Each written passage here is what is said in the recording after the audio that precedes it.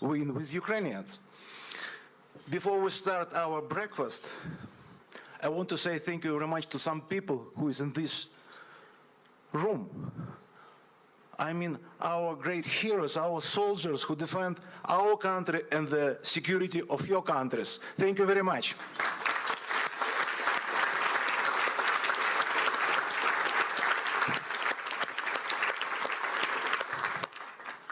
And we have a very special guest here.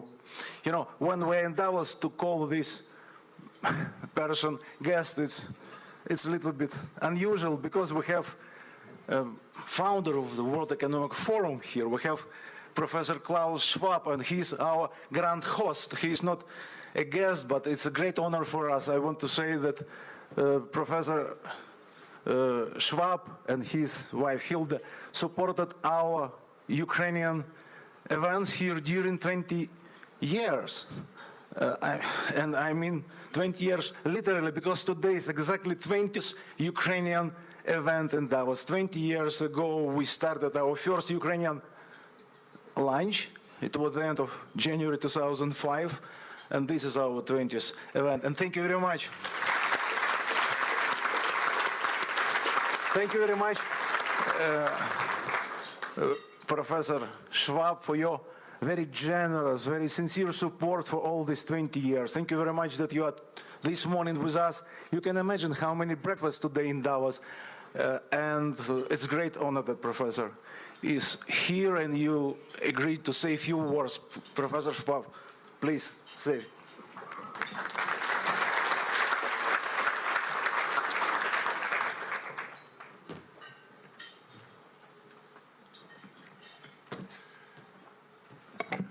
Good morning, and thank you very much, Victor, for giving me the chance to not only to speak to, but to express what I feel in my heart. And when I was listening to you, I nearly felt I should create a new slogan: Ukraine first, Europe first, US first, Ukraine first. Yeah. Yeah, so exactly. that's how you can put it into a nutshell. But I want to thank you for this breakfast, which, as you said, has a tradition since 20 years. And it has been now 3 years since Russia's full-scale invasion of Ukraine, and hundreds of thousands of lives have been lost, and millions have been displaced. It's really devastating.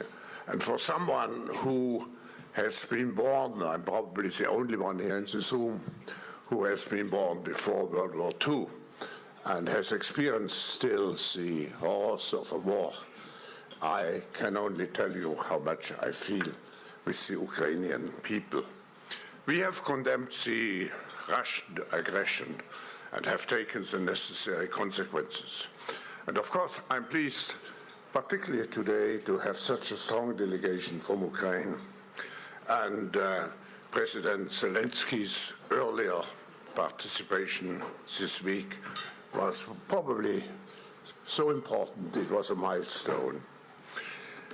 I just want to say, the forum is not only providing the platform for Ukraine, a platform which we will continue as long as it is necessary.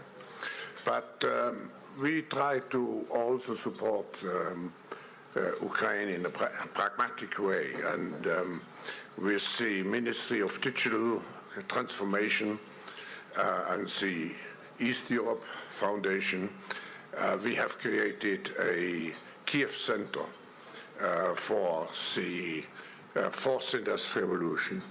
This should show also the hope and the confidence for the future, and to build in Ukraine, hopefully after the war has ended, at just conditions, should build this center a base to propel Ukraine into the new economy, which we call here at this annual meeting the intelligent age.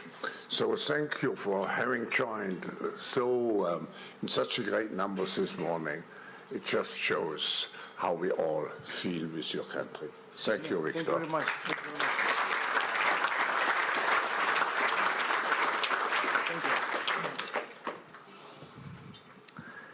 Now we will start our breakfast. I hope that online, maybe some new members of the team of President Trump will join us online. And now, Farid, floor is yours. Thank you so much, Victor, and thank you again for organizing this. You have been one of the most tireless advocates for Ukraine, even when it was not at war. Ladies and gentlemen, I ask you to bear with us because we have a complicated dance card here.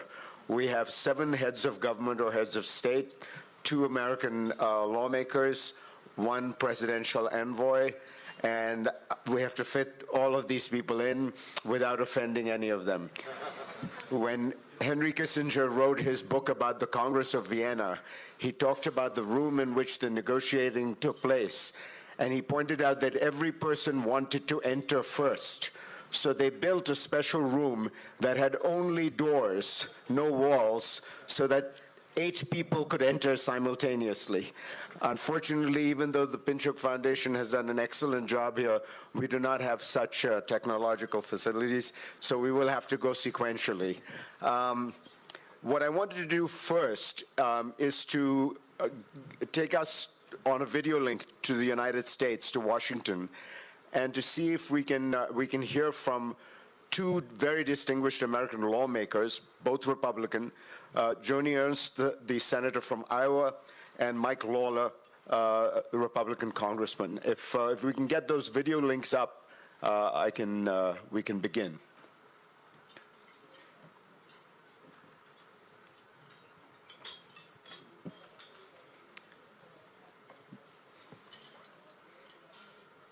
Do we have the link, or should I?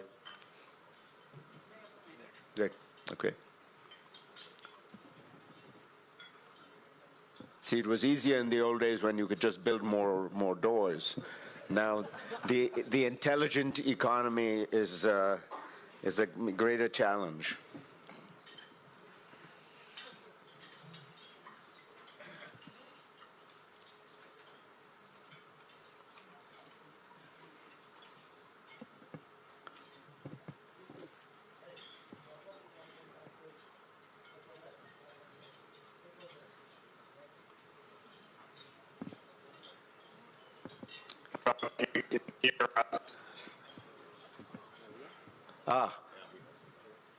Congressman Lawler, can you hear us?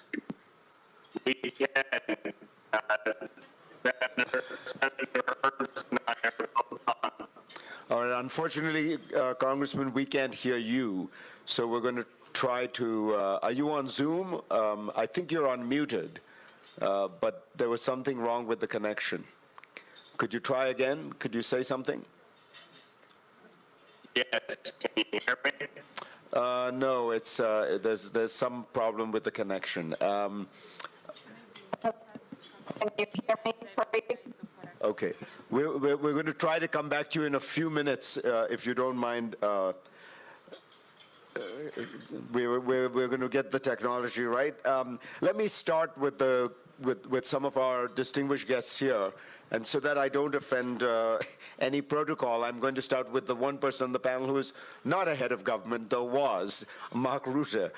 Mark, let me ask you, the central question that so many people think about is how will NATO support Ukraine going forward?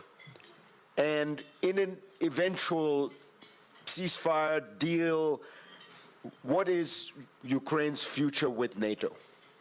Thank you very much, and also Victor and Klaus, thank you for making this possible again. Before I get to the question, Please allow me to say, first of all, that we really have to step up and not scale back the support for Ukraine. We have to change the trajectory of the war which is ongoing. And so far, as we know, the front line is moving in the wrong direction, is going eastwards. And this is for three reasons. One, because of Ukraine. We cannot allow in the 21st century that one country invades another country and tries to colonize it. We are beyond those days, past those days, so that's one. Secondly, because we know it is, yes, Ukraine, but it is also about how China and North Korea and Iran and Russia are all working together. And this is basically testimony to the fact that this is not only a European conflict, it is a geopolitical issue, a geopolitical conflict which is being fought out. And if we get a bad deal, it would only mean that we will see the president of Russia high-fiving with the leaders of North Korea, Iran and China. And we cannot accept that. That will be geopolitically a big mistake. So for all these reasons, but also for NATO itself, if Ukraine would lose, that would mean that within NATO, we are not talking about whatever, 3% instead of the present spending commitments we have made within NATO, whatever exactly the outcome of that debate will be. It will not be billions extra, it will be trillions extra. Because if Ukraine loses, then to restore the deterrence of the West, of NATO, again, it will be a much, much higher price than what we are contemplating at this moment in terms of spending up, of ramping up our spending and ramping up our industrial production. To your question, as you know, there is a commitment that Ukraine will become a member of NATO. The question now, of course, is how this will exactly play out whenever, hopefully as soon as possible, Zelensky would say, the president of Ukraine, I'm willing to enter into peace talks when we can get Putin to the table.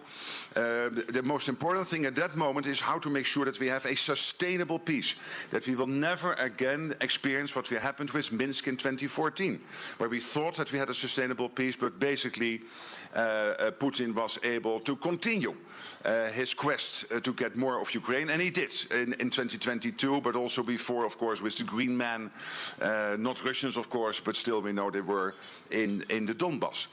So it has to be sustainable, and for it to be sustainable, we have to make sure that Putin will never, ever, ever again try to get a square kilometer of Ukraine in the future. My problem with the question is this, that I see too many politicians inside Ukraine and outside Ukraine contemplating, if you would have peace talks, what would that mean, first of all, for the territory the Russians have now captured, and secondly, what it would mean for NATO, yes and no. And the risk here is that we start to negotiate with Putin without Putin at the table. And the risk is that Putin, sitting in his reclining chair in Moscow, that he is just ticking boxes. Yes or not NATO, yes or not keeping some of the territory I've captured in the past. So I would say our focus has to be to bring Ukraine in the best possible position when peace talks will start. And when they end, we have to make sure that the peace then we have collectively fostered, that peace is sustainable, will never ever be challenged again. And yes, obviously, full NATO membership is then the easiest outcome, but whatever exactly the outcome is, it has to be clear that it's sustainable. And finally on this, we have to make clear that Vladimir Vladimirovich Putin has no veto and has no vote on whoever would join NATO in the future. Only if he wants to join NATO, but I don't think he wants. So, and he has nothing to say about this. We have to be very clear.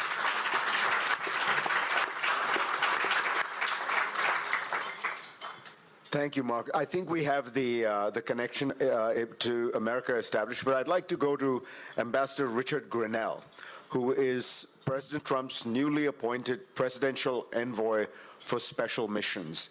I think he is speaking to us from the State Department. I think that was Senator Ernst, who we will get to in a second, but I think we are trying to get Ambassador. Ah, there you are. Ambassador Grenell, can you hear me? And can you say something so we can make sure you can hear us? Yes, I can hear you. I'm in Los Angeles. Not in Washington, but thank you for having me. It's a pleasure and an honor. So, Ambassador, give us a sense. Everyone is wondering. There has been much speculation. How does the Trump administration view the situation that currently between Ukraine and Russia. Give us, in the broadest strategic terms, how does the Trump administration view this situation? Well, first of all, I don't think that there's a big surprise. President Trump has been very clear about wanting to solve these problems. I think there's a big frustration from Americans that we've had a lot of talk over the last several years about just more military spending and more war. Let me give you an example. Vladimir Putin and Joe Biden have not spoken in more than 3.5 years. Now, we think that's outrageous. The American people think that's outrageous. You should be able to talk to people. Talking is a tactic, and you're not going to be able to solve problems peacefully unless you actually have conversations. And so I think there's a huge frustration from Americans that we're spending hundreds of billions of dollars and our leaders aren't speaking to each other to try to solve problems. The State Department, the U.S. State Department, a place that I love very dearly and have worked there for 12 years, has been shoved off to the side.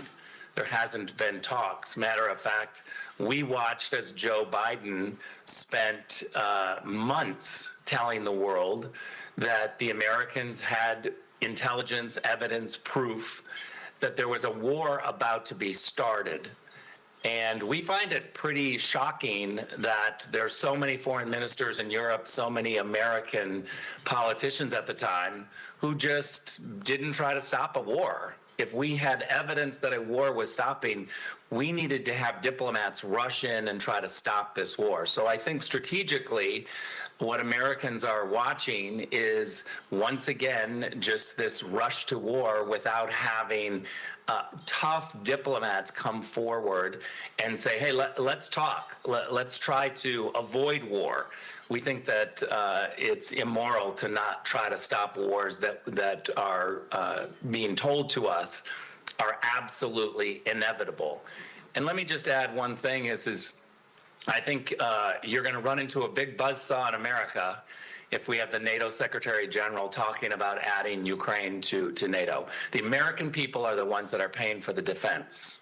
You cannot ask the American people to expand the umbrella of NATO when the current members aren't paying their fair share.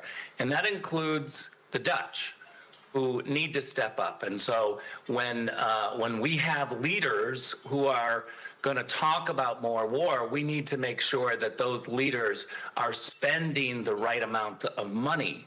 We need to be able to avoid war, and that means a credible threat from NATO. NATO needs to be absolutely prepared, but we need to have diplomats that are avoiding that war. And so I think the American people are frustrated, is the real summary. Let me ask you, Ambassador, we are in the war now, and the question is how to end it, as you say. In recent days, President Trump has said things that suggested he has maybe come to realize or has focused on the problem and sees the intransigence of President Putin as the principal obstacle. He tweeted out recently, as you know, I think Zelensky is willing to make a deal. Putin is not, and he's ruining his country. He's destroying his country.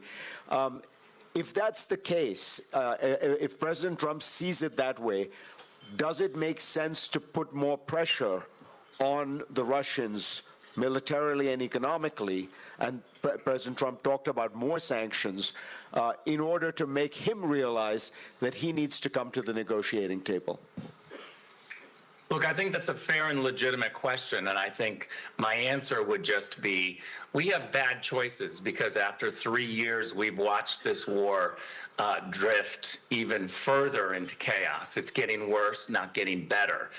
And so President Trump and the Trump administration arrives on the scene after watching, again, our leadership not even talking in the United States between Joe Biden and Vladimir Putin. And so now that President Trump is in office, I think he's been handed a terrible mess.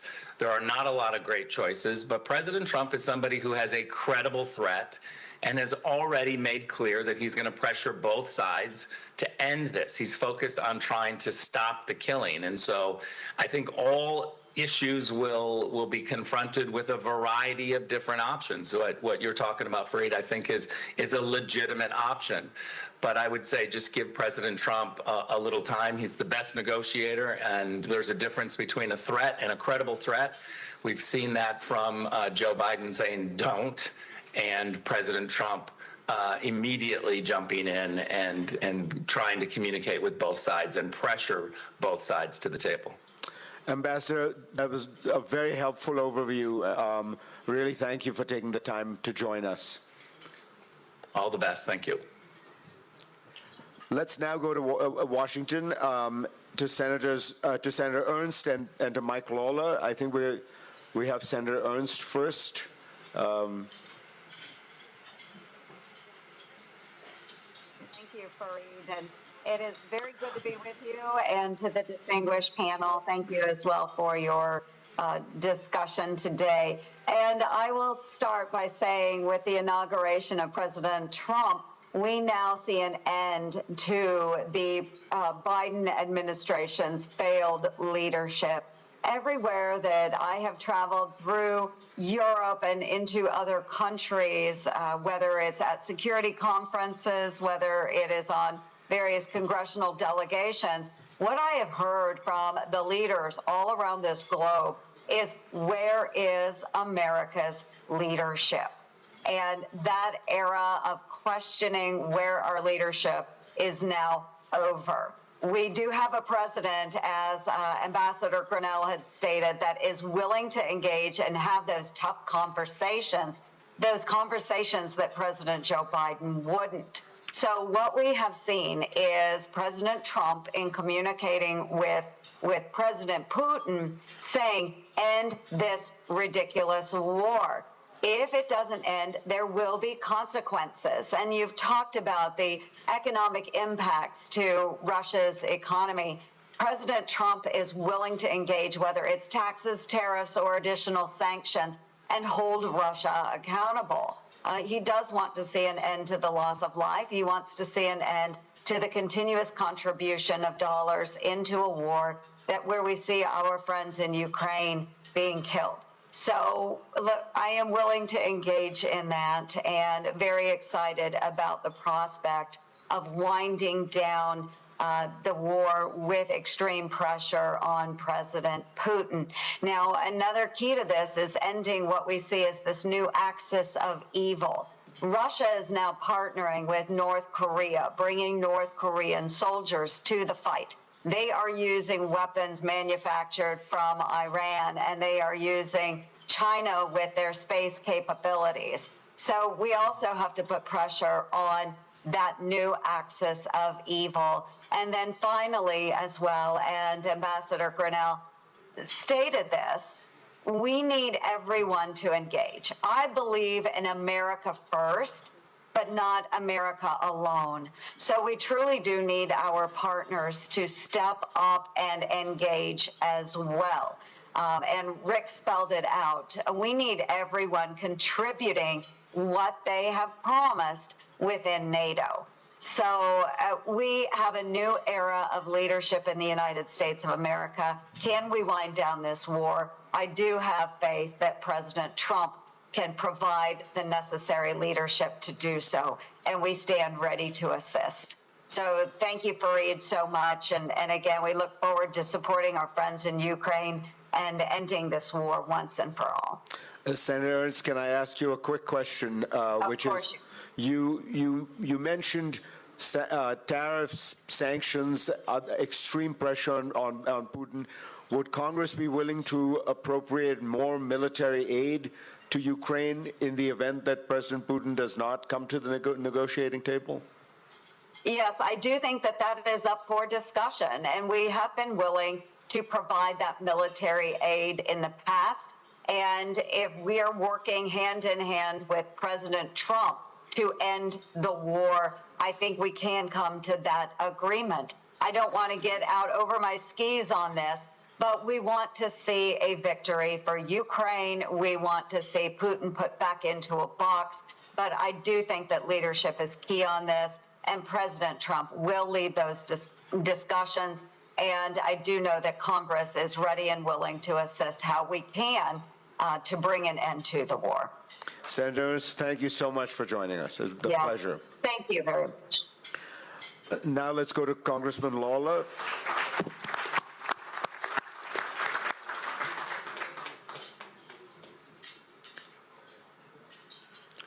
Thank you, everyone, for allowing me to join you tonight. I want to thank my colleague, Senator Ernst, for her leadership on so many issues impacting our allies around the globe.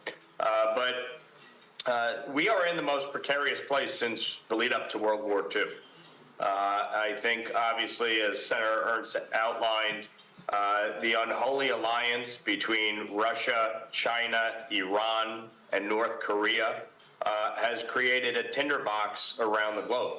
And unfortunately, under Joe Biden's leadership, not only has America been weakened, but I think our allies have as well. And it has created real challenges as President Trump assumes office. And I think the president is right to seek to engage Russia, to seek to engage China on these issues. But there needs to be, obviously, concrete steps taken. And, you know, I look at, for instance, the illicit oil trade between China and Iran that has resulted in a $200 billion increase in Iranian petroleum sales. That is what has funded Hamas, Hezbollah, the Houthis, and other terror networks in the Middle East. You look at, obviously, in many instances, Europe purchasing Russian gas. That has helped fund their efforts in Ukraine. So we have to look at this holistically. It is not just about having a strong NATO, which I know Senator Ernst fully support. We obviously have to look at this from the standpoint of the decisions that are being made and how that is impacting these global conflicts. I have been very clear. I support Ukraine. I have supported sending military assistance, financial assistance to Ukraine. Many of you probably don't know, but my wife is from Moldova. Her family lives on the Ukraine border, so I am acutely aware of the consequences of failure here. I have no doubt that if Ukraine were to fall, other former Soviet satellite states would be in jeopardy. And that would be catastrophic for Europe. That would be catastrophic for America. So we have a responsibility as the United States to lead. I think President Trump is prepared to do that. And then though some may not like his style or the words he uses at times, the reality is our adversaries understand one thing. They understand strength and they understand bluntness. Unfortunately, Joe Biden had neither. And I think that helped contribute to the situation that we find ourselves in today, a war that is dragged on for almost 3 years, resulted in massive casualties, and seemingly has no end in sight. One of the challenges that we found as members of Congress in dealing with the prior administration was they really had no plan for how to end this conflict, and no plan for how to ensure Ukraine's sovereignty.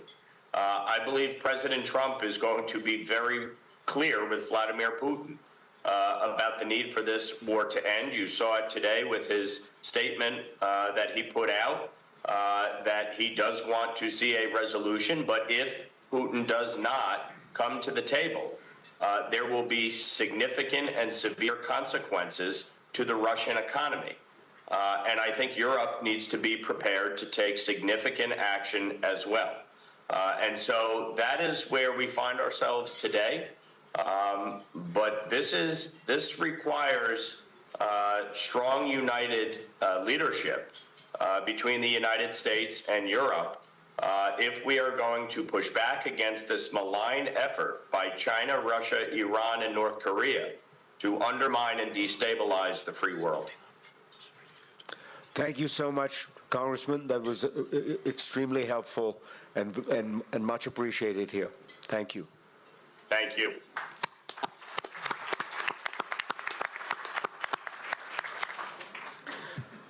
The focus people have had is on the question of what happens to get to a peace. But of course, we're quite far away from that right now.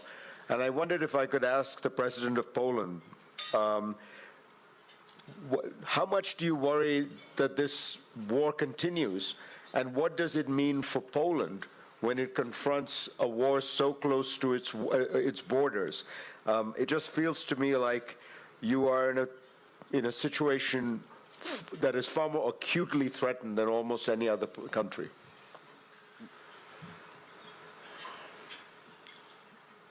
Distinguished guests of that meeting, distinguished participants, presidents, prime ministers, dear friends, you know, it does matter what will be the end of that war, and we can't say that every final and peaceful solution ending this war is in the right interest of Ukraine, Poland, and our part of Europe and our part of European Union.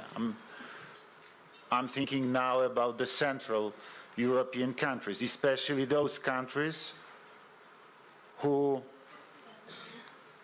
had been for years behind Iron Curtain in Soviet zone of influences, and as you know very well, some advisors of Vladimir Putin, sometimes they mention that this is real zone of Russian influences also now, and this is the right of Russia to have its influences at that part of Europe, and also at that part of European Union. So this is the question: what should we do to achieve a peaceful solution, end of this war, which will guarantee Ukraine sovereignty, independence, which will guarantee the power of the international law? Yes, that international law is respected by Russia, by Russians again, because they are breaking international law every day. And what we should do to stop imperial ambitions of the Russian elites, which are absolutely visible now. If you look at Russian aggression against Ukraine, if you look at the language they have in Kremlin, in Russian elites, if you watch Russian TV, if you see the amount and the tongues of Russian propaganda, you see what's the real problem and what's the real solution for that situation should be. So if we talk, and if we ask the question is how to encourage Vladimir Putin to sit at the table of the peace talks, my answer is we should launch such a strong measure to force Vladimir Putin to ask for peace for peace negotiations. Yeah, because this is not the I don't want to beg Vladimir Putin to sit at the table. I want Vladimir Putin beg us, to beg Ukraine, to beg allies of Ukraine to sit at the table and to talk how to end this war and how to solve all the problems we have also around. I fully agree with the Secretary General, with Mark Rutte. This is not a local conflict. This is global conflict. So it requires global solution. Thank you, Mr. President. Let me just say you're coming to the end of your presidency, and I just want to say you'll always be welcome at the Ukrainian breakfast, even as a past president. I hope I won't be hungry in the future. Let me ask the President of Latvia, since we are now talking about real frontline states, how worried are you about the security situation, and how does a country like Latvia look at a Russia that seems to, as the President says, believe that its sphere of influence should be in a way the old Tsarist sphere, if not the old Soviet sphere? Well, indeed, I think that each and every frontline country, as you say, Latvia included, is very worried about Russian ambition.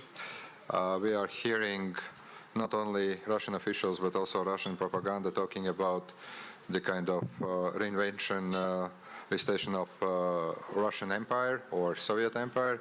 The Baltic states included, Poland included. They are now talking also about Finland being at one point part of Russia. So from that point of view, of course, the outcome of the war in Ukraine is crucial.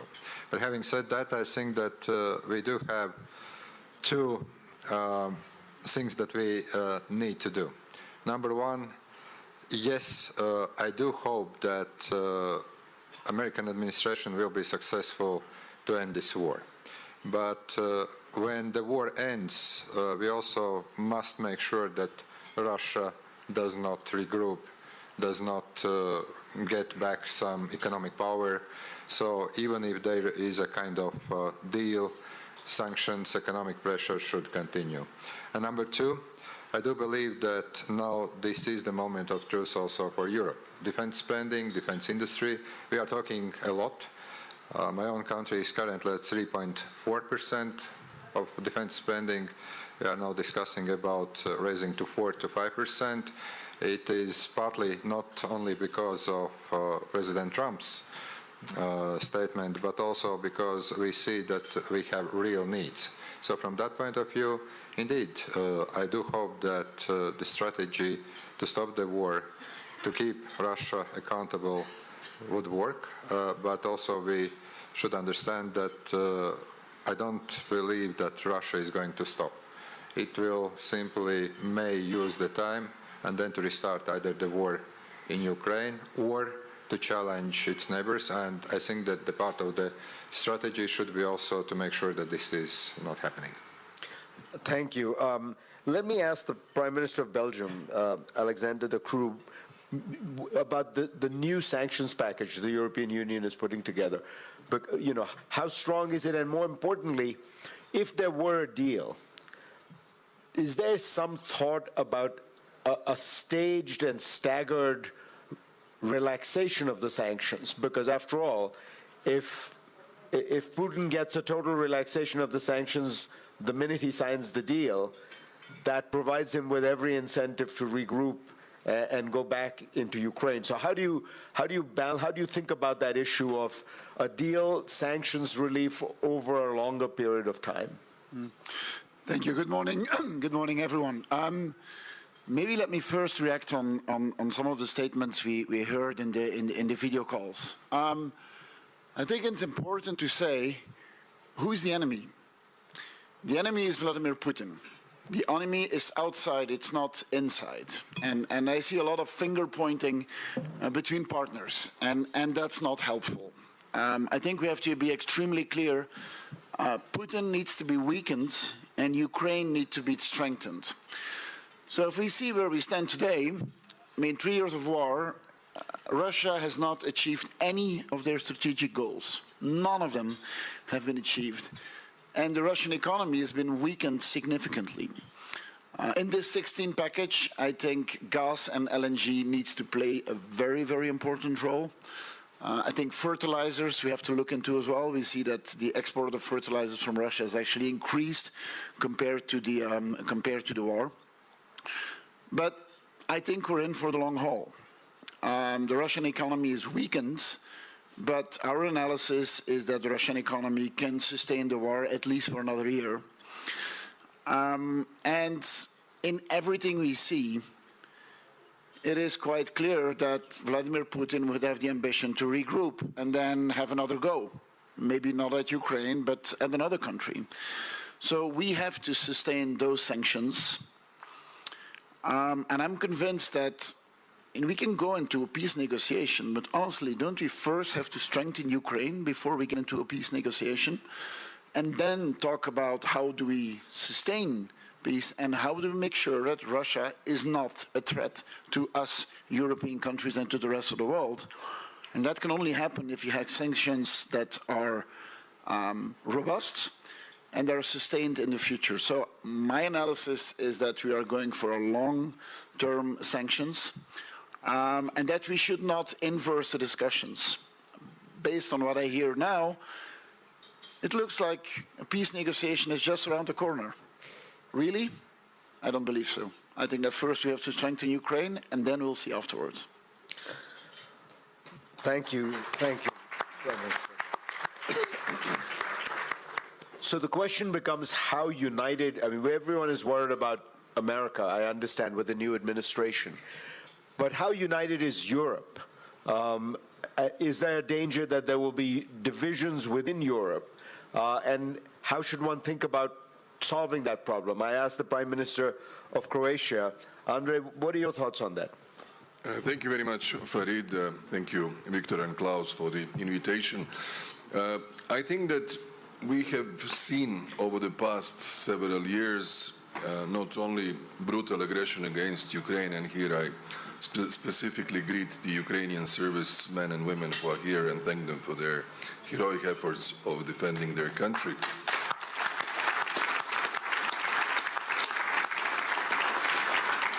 But also, we have seen the increased influence of Russia in democratic processes across Europe. And as the time passes, as the elections unfold, what we can see is that there is a trend of having political forces coming into ruling or governing positions, if not alone, then in coalitions, who are, in my view, called the pro-peace leaders. Everybody is pro-peace. But there is a difference and a nuance. Are we pro-peace, which will then sanction the aggressor and remain the today illegally occupied and illegally annexed territories endlessly under Russian control? Or are we going to stick to the main principles of international order as we have known it over the last 80 years, and that is the respect of one's sovereignty, its territorial integrity, and respect for its neighbors' existence? Because what I have noticed recently from Russia is something completely different what we are talking here. Russia spends 40% of its budget on defense and security forces. 9% of its GDP is spent on defense.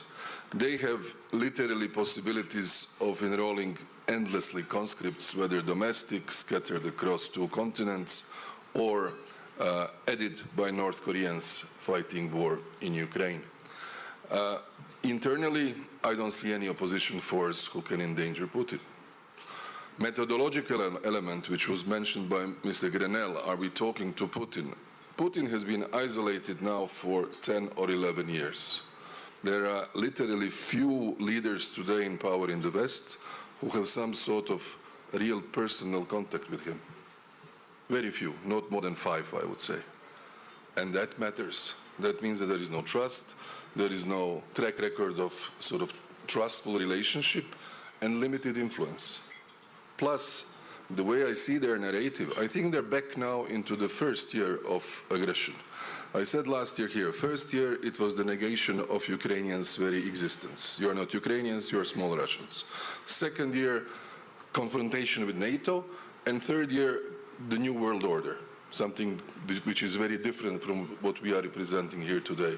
Now I see a tendency in their rhetorics that they are back to the first year rhetorics. And that is very dangerous. And I think we should all, with all due respect to the new impulse of the new President Trump administration, wish to start talks and engage, we should not fall into a trap of political naivete. Putin can be patient, Russians can endure the sanctions regime. I don't see really any dramatic thing internally that 15, 16 or 26 packages of sanctions have changed anything in their line of thinking. And that has happened also in the past.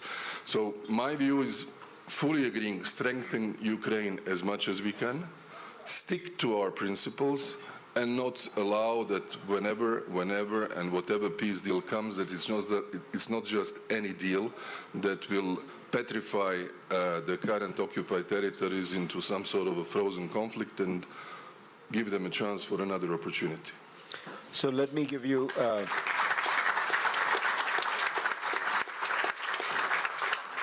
let me just press on that one issue, which is, imagine that the Trump administration is eager to get to a negotiation. And imagine that there are certain countries in Europe, let's name them, Hungary, that sees the issue more closely the way the Trump administration does. What does Europe do in a situation like that? First of all, I think Europe should be at the table. Ukraine should be the main actor at the table. And if we find some sort of a ceasefire, it should entail a gradual, peaceful reintegration of the occupied territories. That would be, in experience that my country had 30 years ago, the only solution. Nobody wants more victims, more death, more refugees, more destruction. And I think that the Ukrainians know it, everybody else knows it, but the plan should be really all the way through. Not the first step, and then we deal with other crises in the world and forget about the state of play in the field. Let me ask the first Deputy Prime Minister of Ukraine, who also is the Minister of the Economy, how important is the security guarantee aspect of this potential settlement to Ukraine's revival? Because after all, when I think about it, you know, business and investment is not going to go into a country where people are worried that 2 years from now Russia might invade again. So describe to us, Yulia, how do you think about this issue? Thank you. First of all, I'm very delighted to see our friends, Ukrainian and foreign business, and I'm grateful that we have very open, frank, and candid dialogue, and I think that trust is the base. And what we see here in Davos, that businesses are ready to invest and to boost their activity in Ukraine, but they're expecting for very concrete security guarantee. And it should be the part of the potential future settlement, and it should be very practical. Tell you honestly and obviously that NATO is the best solution, not because of the legal document, but because of the military infrastructure that should be set in place. We have very good example. At the beginning of large-scale invasion, our seaports were blocked. And you remember that there was a deal, Turkey, UN, and Russia sabotaged this deal, and we were able to open this Black Sea corridor when the missile system were in place. And it's and then we opened the corridor, and exports have risen, and even like the number of the last year, that export rise by 15.2%. And if we speak about Ukrainian economy, so it's vital for us, business to come in. We are doing, in economic sense, better than Russia economy does. So we fall up to 30% during the first year of large-scale invasion, but 2023, 5% growth. Last year, 3.6% growth. And this year we also expect, but we need investment to come. And using this opportunity, I want to appeal to business as well and to say, look, you have not less power than politicians have. And if to take into account very pro-business Trump administration, I would ask you to appeal to your government and to talk with them like you talk with us, and describe very precisely what kind of guarantee you need to step in Ukrainian market. So that's why I think that it's your time also to be actively participate in this negotiation. But in general, business are very optimistic, and they expect that the active phase of war will be ended this year. Let's first negotiate on security guarantee that with very, as I say, practical implementation and with sanctions that should be imposed in place and should be strengthened, and then discussed peace agreement. Let me ask you, Yulia, one of the things that Trump administration officials, and I think people are close to the president, have often talked about is the worries about corruption in Ukraine. What are you going to say to them that can show concretely that Ukraine is taking active steps, that it is not, that the money will not all go down into a kind of cesspool of corruption? I think that during the last 4 or 5 years, we are improving a lot. And if you see the its index of perception of corruption, so we raised extremely fast in this list. And just if you look at the reforms that we are providing during the wartime, that we're providing around 200 reforms. So it's requirements from EU, it's a requirements from IMF, World Bank and others. So it means that we are simultaneously keep fighting, keep working, and keep reforming. And that's why I think that it's a good result. Of course, there are always places to improve, but I think that we're in good shape right now. I'm going to ask President Stubb of Finland to close out this round, but before that, I did want to give Mark Rutte a chance to respond to Ambassador Grenell, because he did directly address some of the comments you made. Yes, well, he is right, of course, that the problem is not the US. The problem is Europe. The problem is that, and Trump has consistently made this point, that in Europe we are underspending in terms of defense. And he made that point, I think it was in 1980 the first time, but when he became president first time in 2016, 2017, he was very clear on this. And I think, thanks partly also to him, and maybe to a large extent, we have seen this upturn in spending in NATO on the European side. And he felt that basically the US was getting a bad deal, and that Europe was basically funding its social model and its healthcare system, etc., and its pension system, by underfunding in defense. The problem, of course, is that we are not yet all at 2%. That's problem number one. Problem number two is that 2% is not nearly enough. To your point, it is not nearly enough. We are safe now. But NATO collectively is not able to defend itself in 4 or 5 years if we stick to the 2%. Now, Jens Stoltenberg started this whole process within NATO, which will end somewhere in May, June this year, by which we will decide what it is exactly we need in terms of, and excuse me for the jargon, the capabilities and the measurements and the gaps we have. But this is necessary stuff to be done to exactly establish what we need. But I can guarantee you, when you look at the incoming data now, 2% is not nearly enough. It will be much more, really much more, and that will have a huge impact. But we have to do this. And secondly, we have to ramp up industry production, because at the moment we are not doing it. But this is also a problem in the US. The US, China is producing 6 times faster industrial output now than the US. And the whole of NATO, from California up to and including Ankara, is in terms of ammunition producing in a full year what Russia is producing in 3 months. And as I said yesterday, Russia is not bigger as an economy, the size of the economy, than Belgium and the Netherlands combined.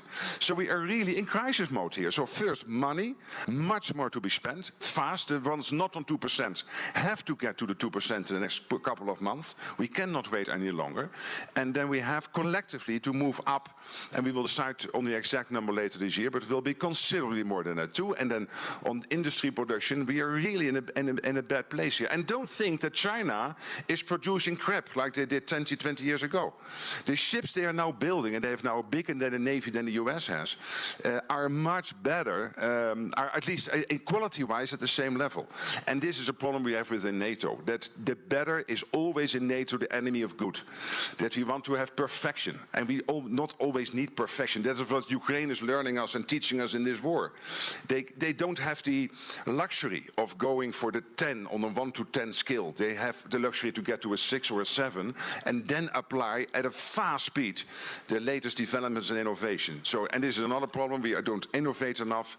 We do not buy collectively enough. We are not getting into big contracts with industry. So all these things we are working on, we can solve them. This is the good news. So don't end this breakfast from my side on a somber note. I'm still very much optimistic. We can handle this, the spending, the industry production, etc. And in Ukraine, we need the US also to stay involved and to do as much as possible to get Ukraine in a position of strength whenever peace talks start. But I can tell the Europeans, if this new Trump administration is willing to keep on supplying Ukraine with defense industrial, from its defense industrial base, the bill will be paid by the Europeans. I'm absolutely convinced of this. We have to be willing to do that. Because at this moment they are paying more than the Europeans. And here Trump is right. It is a worldwide conflict, yes, but still Ukraine is closer to Europe than to the US.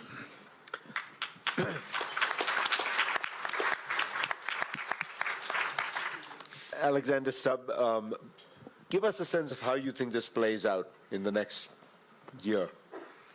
Sure, but before I make my 3 points, just to Victor, I actually think the slogan of this breakfast is the correct one. So for me, the thinking is, yes, Finland first, but Finland first means a Ukrainian victory.